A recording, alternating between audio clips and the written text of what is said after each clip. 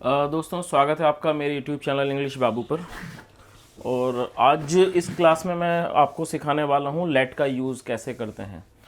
तो दोस्तों अगर अभी तक आपने चैनल को सब्सक्राइब नहीं किया है और आप इस चैनल पर नए हैं तो उसको सब्सक्राइब कर लीजिए, क्योंकि मैं इस तरह के ग्रामर के चैप्टर्स लेके आता रहता हूँ।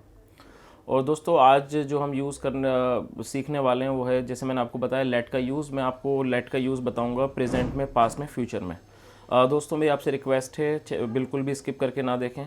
अगर आप स्किप करते हैं तो हो सकता है आपसे कुछ मिस हो जाए, तो आप इसको पूरी तरह से देखें, अच्छी तरह से ध्यान से सुनें, ताकि आपको अच्छी तरह से समझ में आए। तो चलिए दोस्तों शुरू करते हैं अपनी आज की क्लास। तो जैसे मैंने आपको बताया कि यूज़ ऑफ लेट के बारे में मैं आपको बताऊंगा, और आप मेरी एक एक बात को ध्यान से सुने ताकि आपको ये ठीक से समझ में आए। सबसे पहले मैं आपको बताता हूँ कि लेट क्या होता है और हम लेट को किस तरह से यूज़ करते हैं। तो दोस्तों जब भी कोई ऐसा वाक्य हो जब हम उस वाक्य में ये शो करते हैं कि हम किसी काम को होने देते हैं या नहीं होने देते हैं, वहाँ पर हम लेट का प्रयोग करते हैं। जैसे मान लीजिए वाक्य है, मैं उसे खेलने देता हूँ, मैं उसे जाने देता हूँ, राजू मुझे दौड़ने देता है। ऐसा कोई भी वाक्य जिसमें कोई व्यक्ति किसी दूसरे व्यक्ति को या किसी को भी कोई काम करने दे या कोई क्रिया होने दे या ना होने दे, तब हम लेट का प्रयोग करते हैं। और दोस्तों जब हम इंग्लिश में बात करते हैं तो हमारी कॉन्वर्सेशन में हम इस तरह के वाक्य बहुत बनाते हैं। जैसे आप वाक्य बना सकते हैं, मैं उसे खेलने दूंगा, मैं उसे आने देता हूँ, मैं उसे दौड़ने देता हूँ, इस तरह के वाक्य। तो आज की क्लास में मैं आपको अच्छी तरह से सिखा दूंगा और आप इस तरह के वाक्य फिर बना पाएंगे। तो चलिए सबसे पहले हम इसको करते हैं in the sense of present, वर्तमान में लेट का यूज़ सीखेंगे। तो इसकी आइडेंटिटी आप नोट कर लीजिए। इसकी आइडेंटिटी है ना देता है, ना देती है, ना देते हैं। और इसका फॉर्मूला है सब्जेक्ट, उसके बाद लेट या लेट्स, उसके बाद ऑब्जेक्ट और उसके बाद वर्ब की फर्स्ट फॉर्म।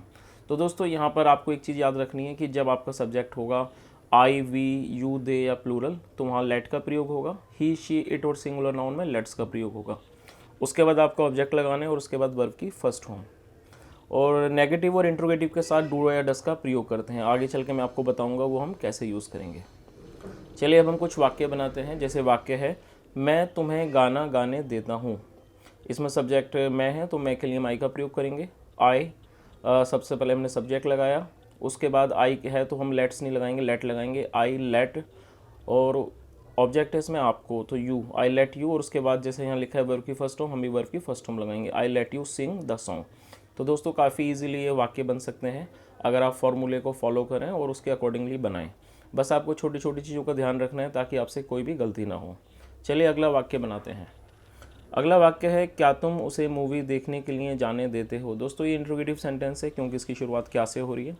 और जब भी हम कोई इंट्रोगेटिव सेंटेंस बनाते हैं तो हमें याद रखना है ये बात कि हमें हेल्पिंग वर्ब से ही सेंटेंस को शुरू करना है। तो इसके अंदर हमें सबसे आगे डू लगाना है।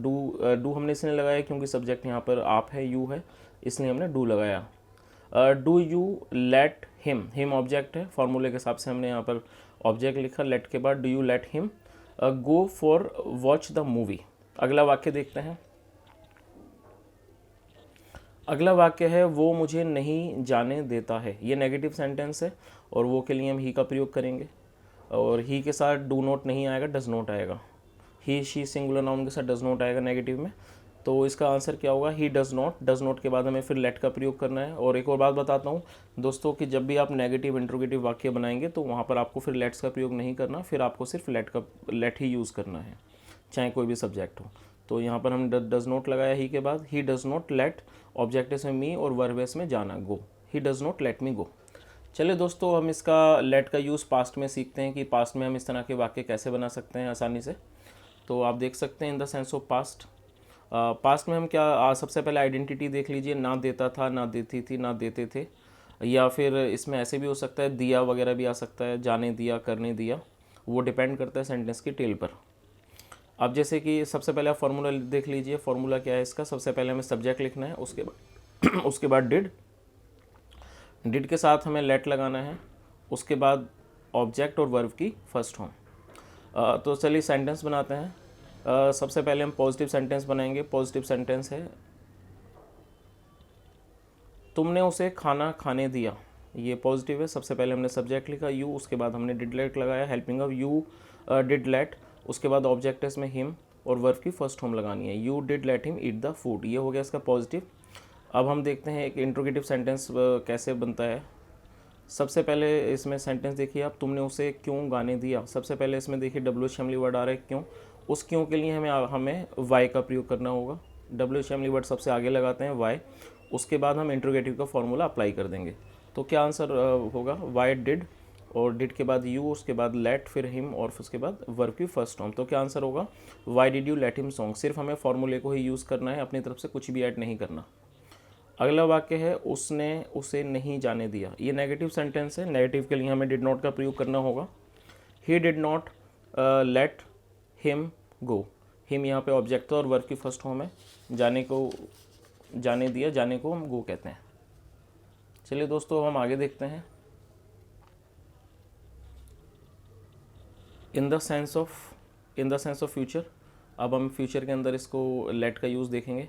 तो सबसे पहले आप देख लीजिए आइडेंटिटी, ना देगा, ना देगी, ना देंगे।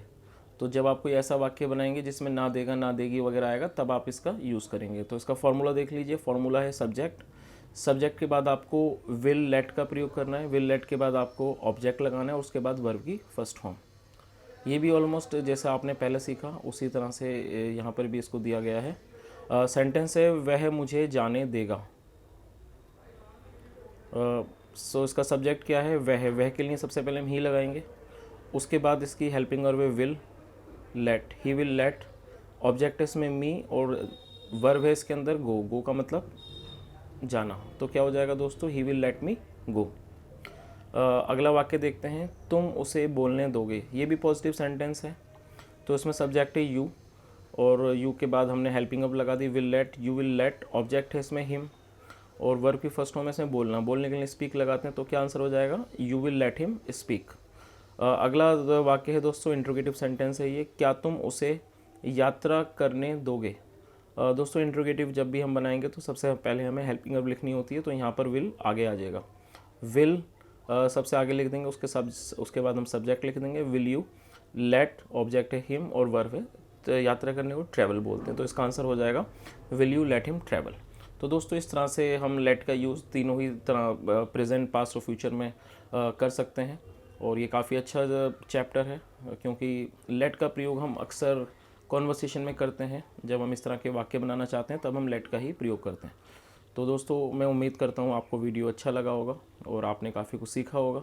अगर आपको वीडियो अच्छा लगा हो तो ज़रूर इसे लाइक करें, अपने दोस्त के साथ शेयर करें, और मेरे चैनल को ज़रूर सब्सक्राइब करें। दोस्तों अगर आप इसे सब्सक्राइब करते हैं तो इससे हम मोटिवेट होते हैं, और मैं कोशिश करूँगा कि मैं आगे भी इस तरह के वीडियो आपके लिए लाता रहूँ। दोस्तों यहाँ तक वीडियो देखने के लिए थैंक यू सो मच। मिलते हैं अगली वीडियो में, बाय।